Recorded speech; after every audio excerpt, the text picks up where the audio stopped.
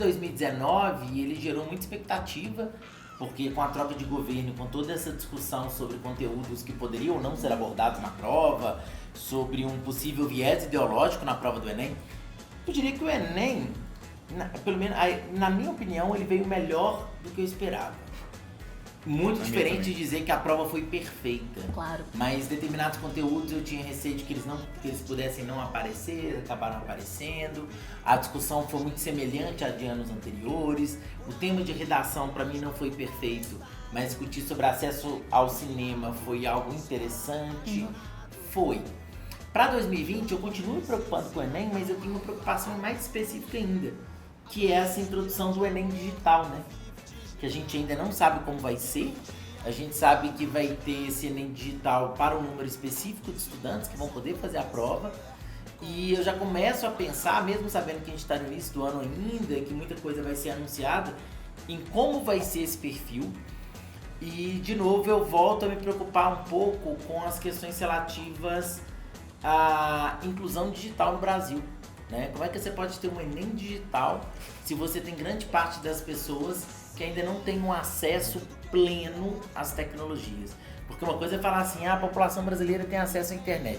Mesmo essa generalização é perigosa, porque nem todo mundo consegue ter acesso, mas nós temos muitas pessoas que às vezes, uma vez por mês, conseguem acessar a internet. E ela sempre faz estatística como quem tem acesso. Como quem tem acesso. E também a gente tem que pensar em que tipo de aparelho ela utiliza. É um celular para acessar a internet? É um computador?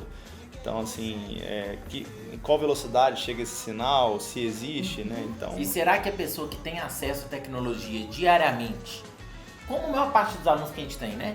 Que o menino tem um celular o tempo inteiro, um celular bom, com uma internet boa, que ele consegue ter acesso ao que ele quer. Será que esse aluno, por si só, ele já vai levar algum tipo de vantagem em relação ao aluno mais pobre, que usa tecnologia de vez em nunca? Será? Né? Fica aí a reflexão. Então, e aí a grande questão é, como que a gente quer colocar um Enem digital se a gente não acaba com esse grande abismo que a gente tem em relação ao acesso à tecnologia? E não só isso, né? A aplicação do Enem por si só ela já é complexa sem usar a tecnologia. A gente tem que pensar que nós estamos falando de um país de 8 milhões e meio de quilômetros quadrados. Então, quer dizer, só aí a gente já esbarra num problema territorial gigantesco. Eu até brinco com os meus alunos e falo assim, gente, se você estiver fazendo o Enem, você lembra que tem um cara dentro de um barco lá no Rio Amazonas fazendo a prova no mesmo horário que você. E em condições que possivelmente vão ser piores, né? Possivelmente quase certo. Então a gente já tem uma questão geográfica que pesa muito, né? Fazer uma prova desse porte, eu acho que essa é uma conquista do Enem, que bem ou mal o Enem conseguiu fazê-lo, né? E vem conseguindo fazer até hoje, com todos os problemas que aparecem. Agora, eu penso que é um passo desproporcional aí, né? Essa questão já da gente já digitalizar o Enem ou já ir para esse mundo digital, sem antes falar nessa construção de uma rede mesmo digital, do acesso, de como... Então eu fico imaginando, por exemplo, uma pessoa que mora num vilarejo, no meio da floresta amazônica, um jovem que vai fazer o Enem. Como é que vai ser? Ele vai ser deslocado até um centro urbano? E aí, amarrando um pouco com a discussão que a gente está tendo aqui sobre a educação e a importância dela para diminuir a desigualdade no nosso país, eu acho que é um ponto legal da gente falar exatamente sobre isso, desigualdade social. Para quem não sabe, existe uma medida que avalia exatamente essa questão da desigualdade social, isso em qualquer país, chamado índice de Gini, ou coeficiente de Gini. Foi criado por um italiano lá em 1916 e que tem como objetivo avaliar o grau de concentração de riqueza ou de outras variáveis, outros atributos também que podem ser colocados aí. Geralmente a gente utiliza para renda, né? Mas pode ser utilizado para terra também, mas geralmente renda. O índice de Gini ele varia de 0 a 1, onde quanto mais perto do zero, menor a concentração. 0 significa 0% e 1, quanto mais perto de 1, maior a concentração. 1 significa 100%. Você pode dar o índice de Gini tanto em valores percentuais quanto também em valores decimais. O índice de Gini do Brasil em 2018 foi de 0,538, 53,8%. Em 2019 foi para 54,5%, ou 0,545. Ou seja, a gente observou um aumento da desigualdade no Brasil de 2018 para 2019. E isso está muito relacionado com a questão do aumento do desemprego no nosso país. né? A gente tem uma taxa de desemprego tem ficado próximo de...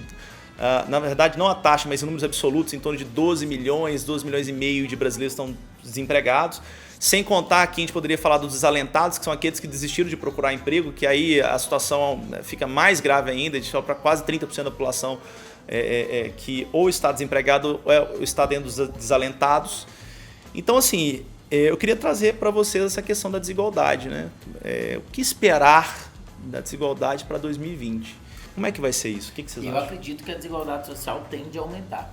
Eu não entendo de forma alguma que basta a gente ter um incentivo, um crescimento da economia para que a gente consiga, de fato, acabar com a desigualdade.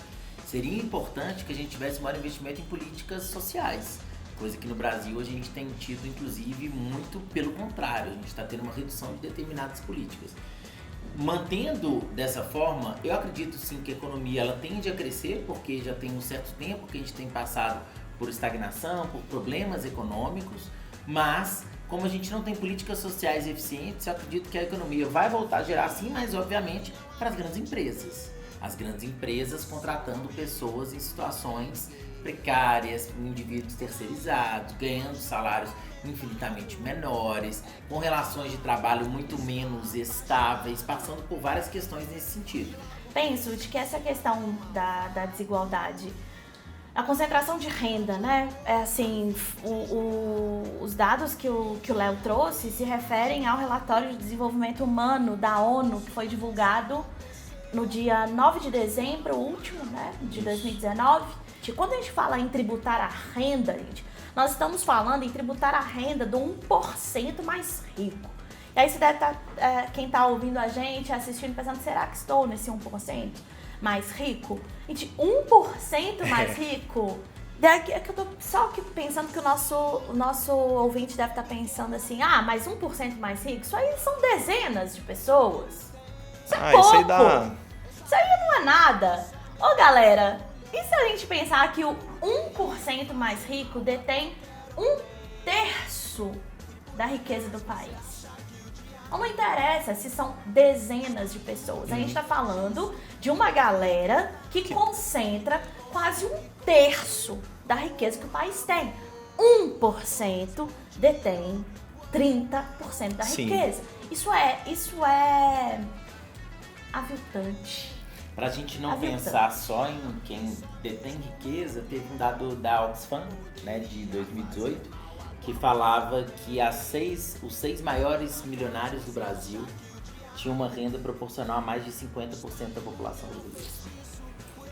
E aí, é isso aí nós estamos falando da desigualdade. Né? Vamos tributar então esses 6? Mas são só 6. Mas se esses 6 têm uma renda que bate mais da metade da população, seria fantástico tributar. Né? Nós estamos falando de não é tributar a sua Outlander, né? Nós estamos falando de tributar helicóptero, jatinho, nós estamos falando de tributar iates. Ações. Então. Capital variável. Né? Então, a gente tá nos bastidores aqui pensando, e aí, se um aluno nosso pergunta a solução para a questão da concentração de renda e desigualdade no Brasil. Ora, eu pelo menos penso que a solução não dá para não passar pela tributação, taxação de grandes fortunas, né? Quando a gente pensa aí nos países que têm melhores indicadores sociais, e aí Léo de Geografia pode falar até, né? Claro, bem melhor do que eu, mas esses países taxam não a produção e o consumo, mas a renda. Sim. A renda. Então, o imposto de renda, a nossa classe média, ela tem uma impressão de que ela é muito taxada. E ela é mesmo, né? E ela é mesmo. Então, você tem uma tributação progressiva no Brasil, que varia aí, não sei o mínimo, Léo, você sabe, mas o máximo é 27,5%. 15%, né? Chega a 27,5% é o teto. Sim. Então, o que isso significa? Que esse exemplo que o Léo trouxe, né, de uma pessoa de classe média alta, que tem um salário de 12 mil reais e, sem dúvida, ela está ali integrando um grupo de mais ricos, mas ela vai ser taxada em 27,5% do imposto de renda. Ô, Léo, e quem ganha, e quem é milionário, vai ser taxado quanto o imposto de renda? Em 27%. Oh! Uau, então a nossa tributação ela é progressiva até um certo ponto. E qual o problema disso? O problema disso é quando a gente compara, por exemplo, os países que têm melhores indicadores sociais, sei lá, França, que é que eu tenho aqui de cabeça e só por isso. Tributação progressiva na França chega a mais de 70%.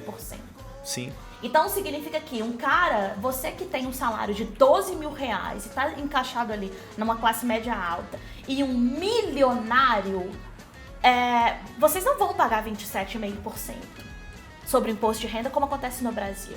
O milionário, a tributação dele chega a quase 70%.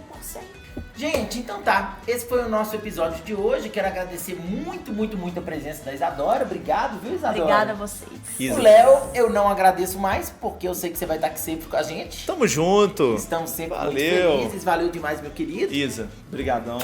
Obrigada a Sensacional. vocês, gente. Muito obrigado. A gente volta depois com outro episódio com várias discussões bem interessantes. Espero que a sua perspectiva sobre o Brasil em 2020 seja também uma perspectiva boa, mas com muitas ressalvas, com muito cuidado em relação à realidade do próprio país. E a gente continua junto nessa trajetória ao longo do ano. Beleza, pessoal? Valeu demais. Até a próxima. Um grande abraço e Tchau, tchau.